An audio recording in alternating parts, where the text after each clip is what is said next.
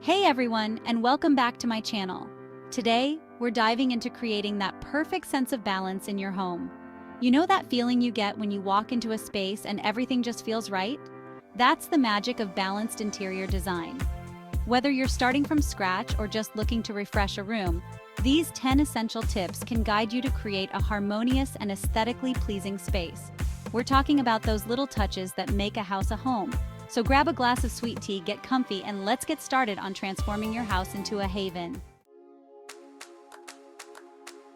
Every well-designed room needs a focal point, a star of the show. Think of it like the fireplace in your living room. It naturally draws your eye and anchors the space. But a focal point doesn't have to be something as grand as a fireplace.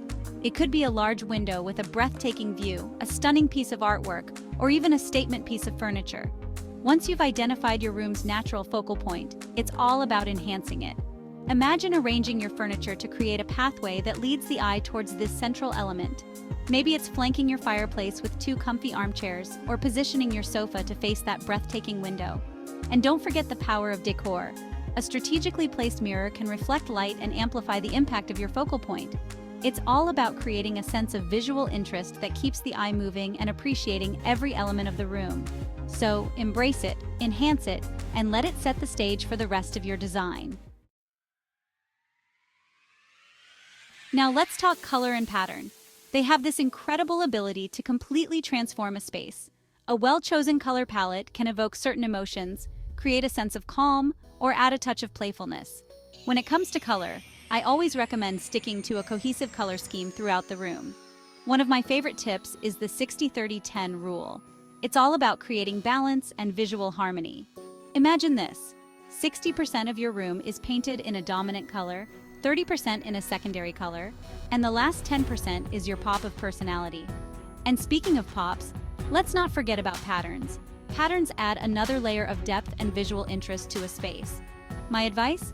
Mix patterns in varying scales, large, medium, and small. And to keep things feeling cohesive, stick to patterns within the same color family. So, have fun with it, experiment, and don't be afraid to let your personality shine through. Let's talk about visual weight. Now, this doesn't mean putting your furniture on a scale, but rather thinking about how each piece relates to the others in terms of size, shape, and visual impact. Imagine you have a large, plush sectional sofa on one side of the room. It's beautiful, but it also carries a lot of visual weight. To balance it out, you wouldn't want to place a tiny, delicate side table next to it. Instead, opt for something more substantial, maybe a vintage trunk or a pair of oversized floor lamps. This creates a sense of visual equilibrium, making the room feel balanced and inviting. Symmetry and asymmetry are key players in this balancing act. Symmetrical arrangements like matching lamps on either side of a sofa create a sense of formality and order. On the other hand, asymmetry embraces a more casual and dynamic feel. Think about pairing a large piece of artwork with a cluster of smaller frames or placing a single armchair opposite a love seat. The key is to ensure that one side of the room doesn't feel significantly heavier than the other. By distributing visual weight evenly, you create a sense of harmony and make the space feel complete. Lighting is like the jewelry of a room. It adds sparkle, dimension, and sets the mood for the entire space. But just like you wouldn't wear every piece of jewelry you own all at once, you don't want to rely on just one source of light.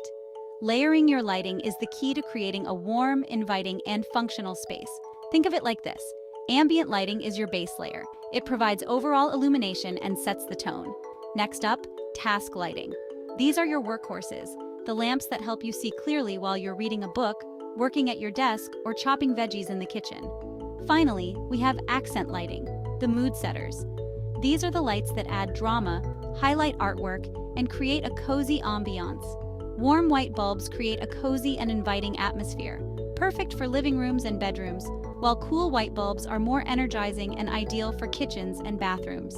So, have fun playing with different layers, experiment with different bulb types, and watch your room transform. One of my favorite ways to add depth and character to a space is through texture. Think about it. A room filled with only smooth surfaces can feel a bit cold and uninviting, while a space with a variety of textures is much more visually appealing and engaging. The key is to create a balance between soft and hard textures. Soft textures like cozy throws, plush rugs, and flowy curtains add warmth and comfort, while hard textures like wood furniture, metal accents, and stone fireplaces bring a sense of grounding and permanence. And don't be afraid to mix and match. A leather sofa can look stunning paired with linen pillows, while a sleek marble countertop can be softened with woven baskets filled with fresh greenery. One of my favorite ways to incorporate texture is through natural materials. Think about jute rugs, woven baskets, linen curtains, or even a reclaimed wood coffee table. So, experiment with different materials, layer those textures, and watch your room come alive. Let's talk about proportion and scale. In the world of design, these two elements are all about ensuring that every piece in a room feels like it belongs. When it comes to furniture, size matters. An oversized sectional sofa might look right at home in a spacious living room, but it would completely overwhelm a smaller space. On the other hand, a tiny armchair might get lost in a grand living room, but feel perfectly cozy in a reading nook. It's all about finding those pieces that fit comfortably within the room without feeling too cramped or too sparse. But proportion and scale aren't just about the size of your furniture. They also apply to the relationship between different elements in the room. Remember, proportion and scale are all about creating a sense of balance and harmony in your space. When designing a home, I always strive to create a sense of flow and cohesion from room to room. It's about making your home feel like a unified whole, a true reflection of your personal style. One of the easiest ways to achieve this is by ensuring a consistent style throughout your space. Now, this doesn't mean every room needs to be identical. It's more about finding a common thread that ties everything together. Maybe it's a love for natural materials, a preference for a certain color palette, or a shared design aesthetic. Think of it like this. Each room is a chapter in the story of your home, and just like in a good book, you want each chapter to flow seamlessly into the next. Now, this might seem counterintuitive, but sometimes the most impactful design element is the one that isn't there. I'm talking about negative space, the empty areas in a room that are free of furniture and decor.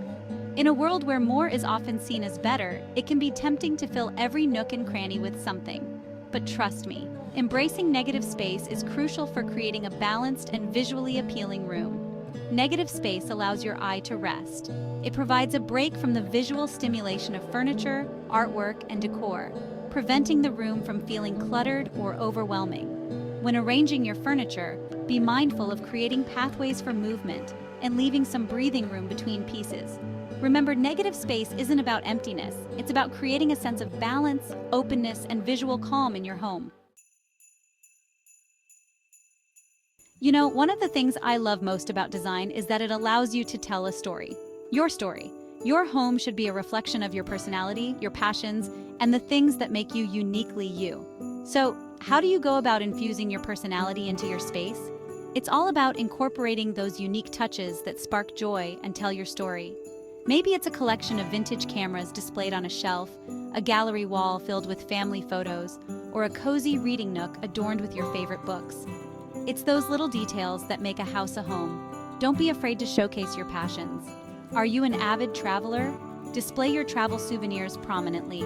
Remember, your home should be a reflection of you. You know, design isn't about achieving perfection on the first try. It's about taking a step back, reassessing, and making adjustments as needed. Think of it like baking a cake. You wouldn't just pop it in the oven and hope for the best, would you? You'd check on it periodically, make sure it's baking evenly, and maybe even give it a little taste test along the way. The same goes for design. Once you've arranged your furniture, hung your artwork, and added your personal touches, take a step back and really look at the space. Walk around the room, sit in different chairs, and experience it from all angles.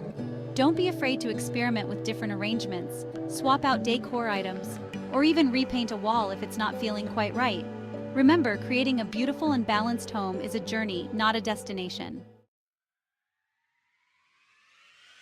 Well, friends, we've reached the end of our design journey together, and I have to say, it's been an absolute joy sharing these tips with you.